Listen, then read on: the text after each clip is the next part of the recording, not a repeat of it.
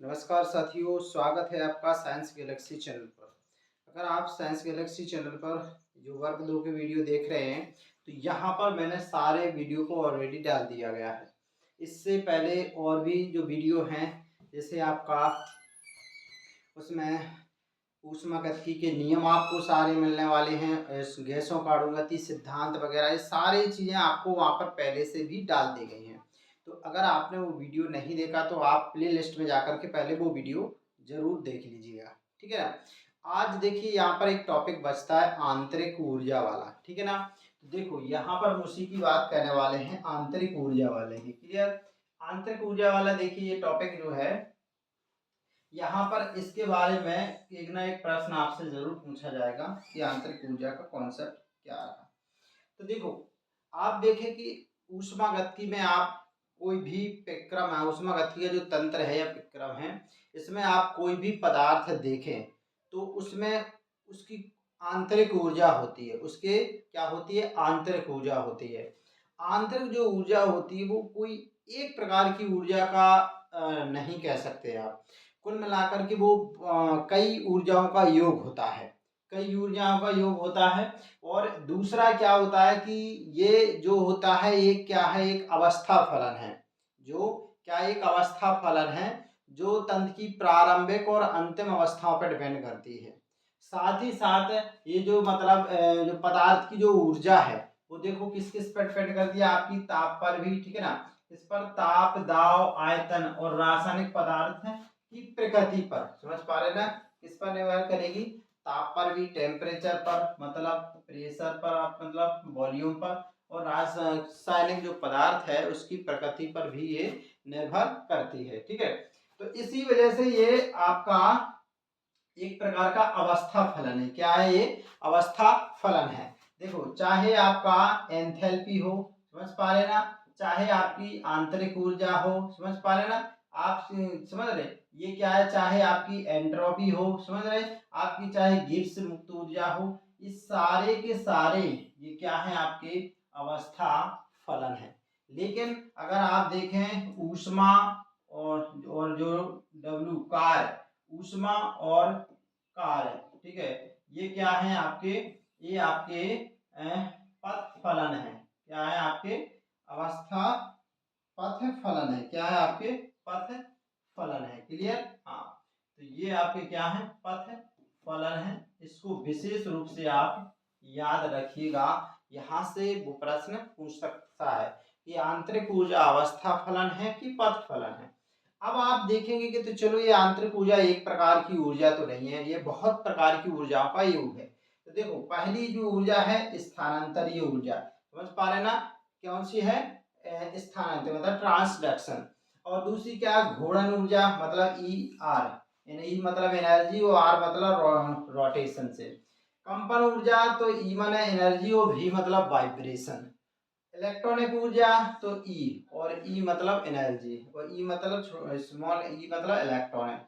अन्योन मतलब इंटरेक्शन, मतलब क्या होता है? दो अणुओं के बीच में जो आकर्षण बल लगता है उसको क्या बोला जाता है? अन्योन बोला जाता है। तो वो ये ऊर्जा है। तीसरा है आपका नाभिकीय ऊर्जा, तो देखिए ये न्यूक्लियर एनर्जी, पांच छठवां न्यूक्लियर। ऐसे अनेक ऊर्जाओं का योग होता है, ठीक है। तो आपकी जो ये है डेल यू बराबर, ये किसके बराबर हो गया? आपकी आंतरिक ऊर्जा। ये क्या है? आपकी आंतरिक ऊर्जा, ठीक है ना। तो आपसे प्रश्न देखो ऐसा भी पूछा जा सकता है कि आंतरिक ऊर्जा किस होती है। आपको ऑप्शन दिए रहेंगे और ऑप्शन दिया होगा कि उपरोक्त सभी, ठीक है ना। तो इसमें क्या हो जाता है? ये बहुत प्रकार की ऊर्जाओं का योग होता है। तो यहाँ पर आपका उपरोक्त सभी दोस्तों आंसर बनेगा। क्लियर? अब देखिए आगे अगर हम देखें तो अब देखिए, अब डेल, इसमें हमने देखा कि ये क्या है? प्रारंभिक और अंतिम अवस्था पर निर्भर करता है। तो स्वाभाविक सी बात है कि ऊर्जा, आंतरिक ऊर्जा क्या है? आपकी यू है। यू क्या है? आपकी यहाँ पर आंतरिक ऊर्जा है। तो जब प्रारंभिक और अंतिम अवस्था पर इसमें क्या होगा? ऊर्जा में चेंजेज होगा, ऊर्जा परिवर्तन होगा। तो यहाँ पर हम जो डेल यू देखेंगे ये क्या हो जाएगा? आपका आंतरिक ऊर्जा परिवर्तन हो जाएगा। क्या हो जाएगा? आंतरिक ऊर्जा परिवर्तन। जो किस पर डिपेंड करेगा? तंत्र की प्रारंभिक और अंतिम अवस्थाओं पर। किस पर? प्रारंभिक और अंतिम अवस्थाओं पर जो आपका डिपेंड करेगा।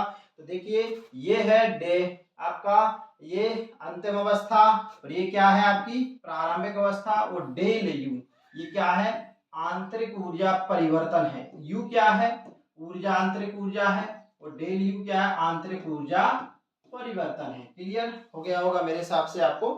तो आंतरिक ऊर्जा देखो एक कंडीशंस में कब परिवर्तित होती है, तो या तो देखिए जब उससे द्रव्य, समझ पा रहे ना, क्या द्रव्य का आदान प्रदान हो या फिर ऊर्जा का आदान प्रदान हो, तब ही क्या होती है उसकी आंतरिक ऊर्जा में चेंजेस आता है। ठीक है। या दूसरा निकाय पर कार्य किया जाए, समझ पा रहे ना, निकाय पर काम किया जाएगा तो वृद्धि होगी। अगर निकाय द्वारा काम किया जाएगा तो आपकी आंतरिक जो ऊर्जा होगी वो उसमें क्या देखने को मिलेगी, आपको कमी देखने को मिलेगी।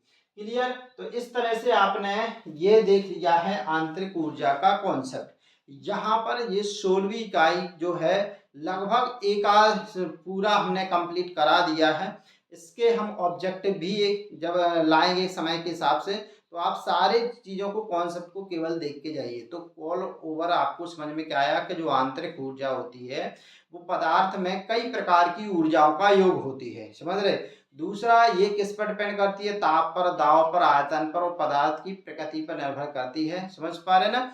और ये क्या है एक प्रकार का अवस्था फलन है आंतरिक ऊर्जा। ठीक है। जिस तरह से आपका एंथैल्पी भी है, जिस तरह से आपकी आंतरिक ऊर्जा भी है, जिस तरह से आपकी गिब्स मुक्त ऊर्जा भी है। ठीक है। तो और दूसरा एंट्रापी, तो ये सारी चीजें क्या है आपकी अवस्था फलन है। और ऊष्मा Q और जो W है ये क्या है पथ फलन है। ठीक है।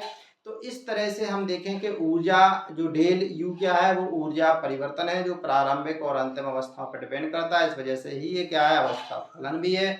और इसमें ऊर्जा में जो इसकी आंतरिक ऊर्जा है उसमें परिवर्तन कब होता है, या तो द्रव्य का आदान प्रदान हो या ऊर्जा का आदान प्रदान हो, या फिर कहें कि निकाय पर काम किया जाए या निकाय द्वारा काम किया जाए। जब निकाय पर काम होता है तो प्लस ऊर्जा में वृद्धि होती है, और निकाय द्वारा काम किया जाता है तो ऊर्जा में आपकी आंतरिक में कमी देखने को मिलती है। चलिए दोस्तों, किस तरह आपको ये वीडियो लगा कमेंट करके जरूर करिएगा, और अपना टारगेट पूरा करते रहिए। और मैं यहाँ पर पूरा सारा सिलेबस आपका कंप्लीट करा दूंगा, बिल्कुल भी टेंशन लेने की जरूरत नहीं है। चलिए दोस्तों, बहुत बहुत धन्यवाद।